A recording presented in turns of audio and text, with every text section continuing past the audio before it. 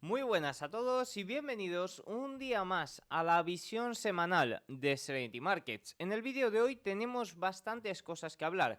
Vamos a hablar del Trump Trade.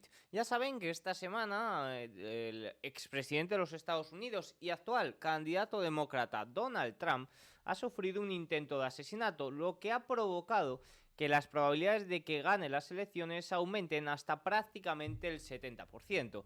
Evidentemente no sabemos los efectos que puede tener un intento de asesinato sobre un candidato electoral, pero sí que sabemos lo que podría hacer el mercado ante este aumento de probabilidades. Por tanto, vamos a hablar de estos Trump Trade, de estas operaciones o de estos activos que se verían beneficiados por este aumento de probabilidades de Donald Trump. Así, como esto va a variar mucho hasta que sean las elecciones, pues puede ocurrir también lo contrario si bajan las probabilidades de que Trump gane las elecciones. Además de eso, tenemos que hablar de todo lo que tenemos por delante para esta semana, especialmente haciendo hincapié en los datos de ventas minoristas que conoceremos el día de hoy y en la decisión de tipos del Banco Central Europeo, que será también esta semana, concretamente el jueves, para la que no se espera ningún cambio, pero que sin duda es un evento relevante y a destacar. Y por último vamos a hacer un comentario sobre un informe de Goldman Sachs que publicó ayer lunes 15 de julio sobre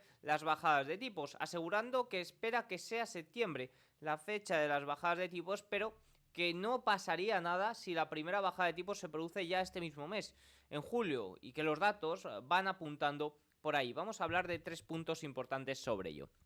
Así que vamos a empezar con el Trump Trade. Fundamentalmente serían 4 los activos que se ven beneficiados por un aumento de probabilidades de victoria de Donald Trump. En primer lugar, las acciones con ingresos nacionales, algo totalmente obvio teniendo en cuenta que las medidas de Donald Trump serían especialmente proteccionistas. Por tanto, empresas con ingresos globales se podrían ver un tanto afectados. Medidas proteccionistas también van a favor de fortalecer su divisa, a favor de fortalecer el dólar. Las pequeñas compañías se han visto históricamente más beneficiadas por un gobierno republicano que demócrata. Por tanto, las pequeñas compañías, en este caso Russell 2000, que en estos momentos o la última semana ya hemos visto que ha tenido un rendimiento muy superior al Nasdaq 100, sería otro punto importante. Y por último, el Bitcoin. Trump es el candidato más pro Bitcoin que existe, por tanto el Bitcoin se ve muy beneficiado, de hecho ya se está viendo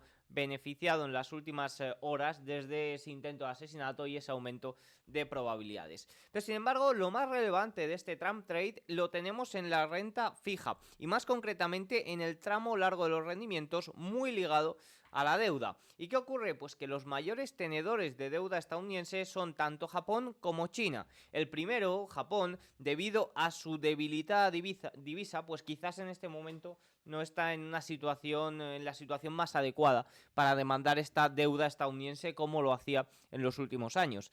Pero sí que es cierto que China se podría ver más afectado por una victoria de Trump y demandar menos deuda en caso de que el expresidente vuelva al cargo. Esto ejercería mayor presión a la baja para los bonos a largo plazo, lo que haría que los rendimientos, el tramo largo de rendimientos, se vea un tanto más elevado.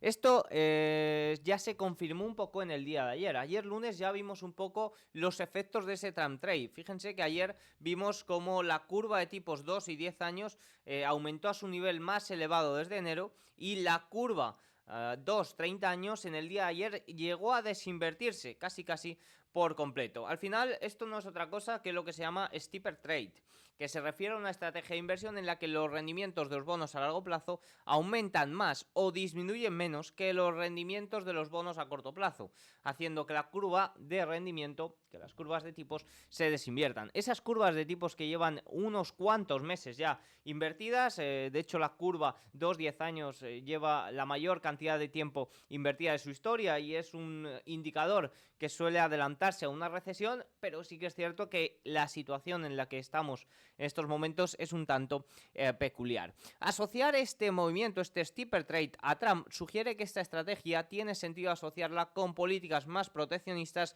vinculadas a la administración Trump. Sin embargo, y pese a que puede que el movimiento de hoy esté relacionado, el movimiento de ayer, lunes 15 de julio, aún quedan muchas semanas para conocer el veredicto electoral y por tanto puede haber grandes movimientos por aquí. Los rumores en el mercado están llenos de la idea de que una operación Trump está detrás de esta dinámica, pero lo que estamos presenciando es una inclinación alcista en lugar de una inclinación bajista. Aquí lo que quiero hacer referencia es que este Trump trade puede afectar especialmente, pero sobre todo, las curvas de tipos se van a desinvertir rápidamente por las bajadas de tipos. No se van a desinvertir porque los rendimientos suban y suma más el tramo largo, que sería más o estaría más asociado a todo lo mencionado con Trump, sino que se van a desinvertir porque el tramo corto va a corregir, los rendimientos a corto plazo van a corregir más que el tramo largo por esas bajadas de tipos, ese ciclo de bajadas de tipos en el que se va a entrar. Por tanto, esto es algo que hay que tener en cuenta, y también a la hora de invertir en bonos a largo plazo, pues hay que tener en cuenta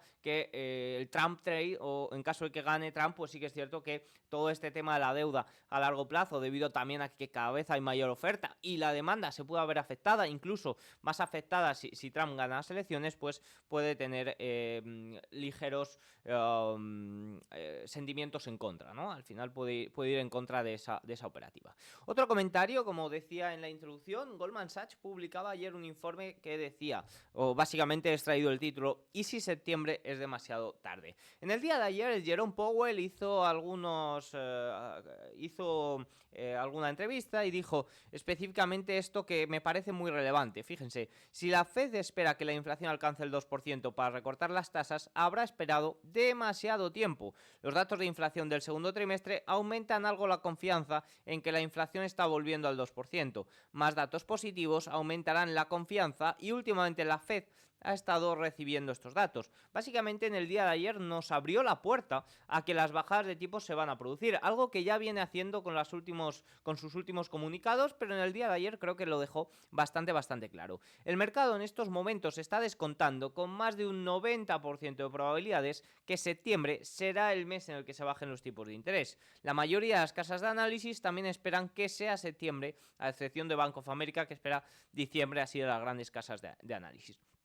Pero fíjense esto tan importante que a mí me parece relevante que comenta Goldman Sachs. Conociendo a la administración Powell y recordando su inflación transitoria que ha provocado los 3 años de mayor pérdida de poder adquisitivo de los últimos 40 años, es complicado pensar que vayan a anticiparse y vayan a bajar los tipos de interés en julio. Pero ¿y si septiembre es demasiado tarde? Utilizando los últimos números de desempleo e inflación, estimamos que las reglas de política monetaria del personal de la Fed ahora implican una tasa de fondos del 4%, muy por debajo de la tasa actual de 5,25-5,5, que es donde están situados los tipos de interés. Basándonos en esta observación, el alentador IPC de junio y el testimonio del presidente Powell ante el Congreso la semana pasada, esperamos que los recortes de ajuste comiencen pronto. Respecto al mercado laboral, podríamos estar acercándonos a un punto de inflexión en el que una mayor debilitación de la demanda laboral resulte en un mayor y mucho menos bienvenido del desempleo. Los mercados están casi completamente preparados para un recorte a la reunión del FOMC del 17 y 18 de septiembre, que sigue siendo nuestra previsión básica. Sin embargo, vemos una sólida justificación para un recorte tan pronto como en la reunión del 30-31 de julio. Esto nos dice Goldman Sachs. ¿Por qué dice esto? Dice, primero, si el caso para un recorte es claro, ¿por qué esperar otras 7 semanas antes de implementarlo? Al final existe el riesgo de lo segundo. La inflación mensual es volátil y siempre existe el riesgo de una reaceleración temporal, lo que podría hacer que un recorte de septiembre sea difícil de explicar. Comenzar en julio evitaría ese riesgo. Básicamente aquí lo que nos está diciendo es que la inflación interanual, las tasas interanuales están claramente estabilizadas, tienen que ir bajando poco a poco, pero sí que es cierto que no estamos a salvo de volatilidades intermensuales, de que el precio del petróleo por cualquier cosa, como ha ocurrido en junio, se dispare y haga saltar los precios, por ejemplo en la gasolina, y eso provoque volatilidades intermensuales, lo cual, si ocurre este verano, por ejemplo con los datos de agosto o con los mismos datos conocidos en septiembre, pues podrían no justificar esa primera baja de tipos. Y en tercer lugar, porque el FOMC tiene un incentivo innegable, aunque nunca reconocido, para evitar iniciar recortes los últimos 2 meses de una campaña presidencial. Esto no significa que el comité no pueda recortar en septiembre, pero sí significa que julio sería preferible. Básicamente por cuestiones políticas y por no entrar mucho en ellas, el FOMC no suele mover los tipos de interés 2 meses antes de las elecciones, lo cual sería un poquito raro. No significa que no se puede hacer, pero sí que es cierto que sería raro. Dicho esto, ¿qué tenemos para esta semana. El viernes tendremos inflación al consumidor en Japón, muy importante porque este mes se espera que haya políticas monetarias restrictivas, tanto reducción del QE como quizás subidas de tipos por parte del Banco de Japón. En China conocimos en el día de ayer una batería de datos bastante grande, la verdad que todos en línea desfavorable, a excepción de la producción industrial, que fue superior a esperado, ventas minoristas, crecimiento económico, tasa de desempleo no fueron muy favorables, y lo cierto es que la situación de China es clara, un superávit en el ámbito comercial, unas exportaciones casi a niveles récord, pero unas importaciones, una demanda interna que se mantiene bastante débil, lo cual también, pues aflora esa tensión un poco comercial, ya que no importa y sí que sigue siendo la fábrica del mundo, ¿no? De ahí cada vez mayores aranceles por parte de Europa y Estados Unidos. En Reino Unido conoceremos mañana miércoles datos de inflación, tasa de desempleo jueves, ventas minoristas para el viernes.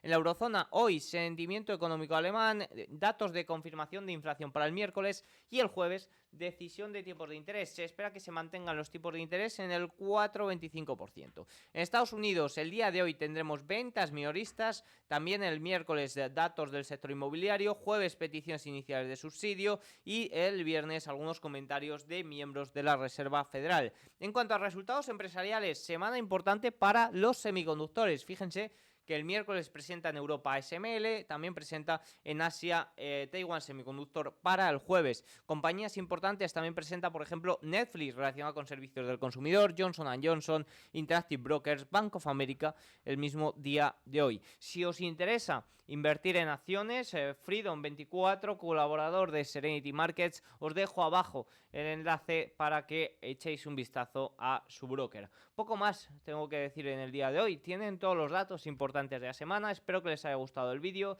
Si es así, hacedmelo saber con un like, un comentario y nos vemos la semana que viene. ¡Chao!